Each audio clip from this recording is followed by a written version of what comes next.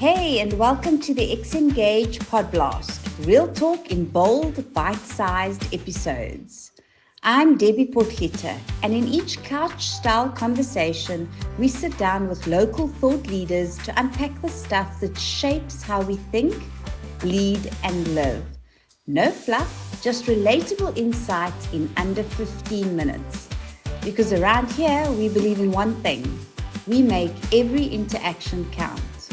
Welcome to X-Engage PodBLAST, where experience, leadership, and behavior meet in a bold, bite-sized conversations.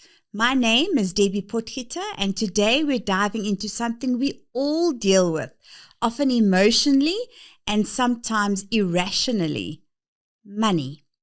Why do we spend when we should be saving? Why does fear push us to sell at the worst moment? And how do our brains trick us into making money decisions we regret? To help unpack this topic, I'm joined by Eugene Drotskie, a seasoned financial leader with decades of experience in boardroom strategy, paired with a keen understanding of behavioral economics.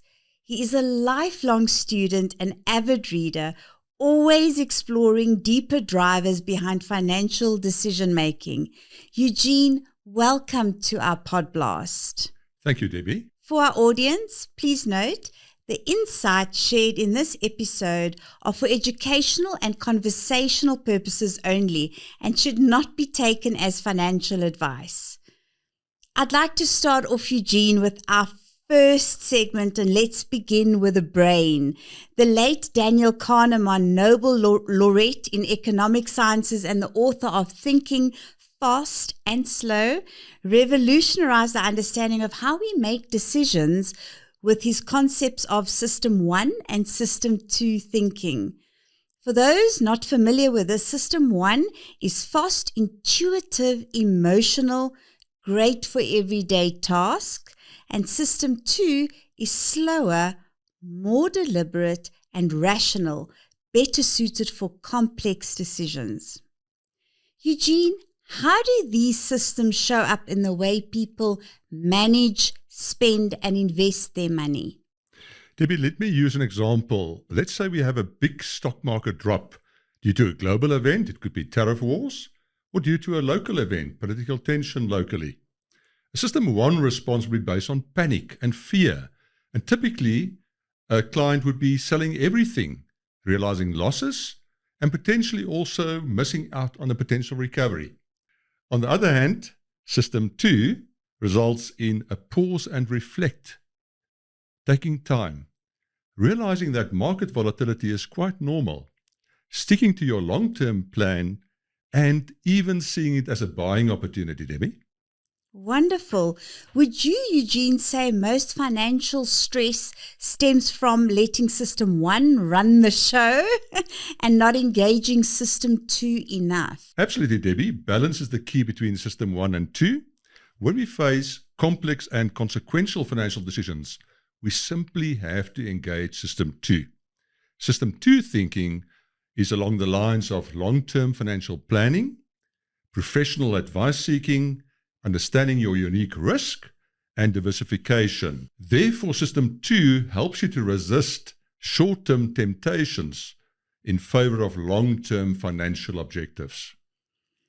That is definitely something for a pause and reflect moment, because when I take myself, for example, I am the System 1 thinker, and when it gets to System 2, I'm already trying to apply System 1 into those long-term thinking because I feel it's taken me too long to get to think about it properly. So, Eugene, you're going to have to work on me long and hard on this. But I want to talk emotions now. Many people who know me, I am a very emotional, passionate person, and I love people. But emotions can also show up in very different ways and sometimes negative ways. The fear of missing out, guilt, shame, even pride. Money is emotional. What are the most common behavioral traps you see people fall into? There are many behavioral traps, Debbie, but let me start with one called social proof. Professor Robert Cialdini, in his famous book Influence, said that social proof is about us following others and what they do and what they believe, especially, Debbie, in times of uncertainty when there are many others of our peer group following a trend. Let me give you an example, Debbie. People may buy popular shares or the latest cryptocurrency following herding behavior, but that may come crashing down when the overvalued assets fall out of favor. I can give another example, Debbie. Loss aversion, a la Kahneman. Our losses loom larger than gains in our psyche, typically twice as powerful. Now, how does this play out, Debbie? It plays out in people fearing losses and keeping their investments in low-yielding savings accounts and even cash. In this way, they miss out on potential gains that they could have earned had they been globally diversified in their portfolio. A final example would be anchoring, Debbie. This is where we rely too heavily on the initial piece of information. It could be a number or a figure called the anchor. We all know in the property transactions where sellers or estate agents may anchor the asking price far beyond the market value that is based on data and comparable sales. These are just 3 examples of some of the traps that we're all prone to endure. And I think I may be the mouse that falls into that trap more often than not. The classic, I knew I shouldn't, but I did it anyway scenario. How can listeners spot these traps before they fall into them? Debbie, I think firstly to follow Kahneman System 2. Always pause and engage System 2 and slow down. Wait for your financial decision, especially an important and consequential one, preferably 24 hours or longer. Then ask yourself, is this a reversible decision or an irreversible decision a la Jeff Bezos? If irreversible, take care. Always prioritize good sources over headlines that may be panic and fear-driven. And never sacrifice your long-term financial objectives for short-term fluctuations. Thank you, Eugene. That's very insightful. I want to flip it on its head now. What do financially mindful people do differently? Debbie, they make sure that all their key financial decisions are aligned to their personal values, aspirations, and priorities. They typically take a long-term horizon, 5 to 10 years, and even longer. They develop healthy habits like automating good behavior, typically monthly deposits or monthly debit orders into savings and investments. They delay gratification and prevent impulsive spending. They're normally well-informed with credible sources and seeking professional advice. They keep a decision journal, tracking their outcomes, and learn and reflect.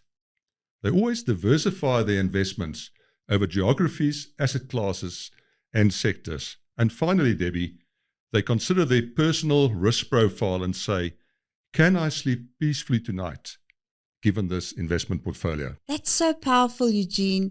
It really is a deep, thoughtful question one should ask yourself when you go to sleep. I know that I read a book many, many years ago by our colleague that shared it with me, Greg Salter, and it spoke around why emergency funds are so important.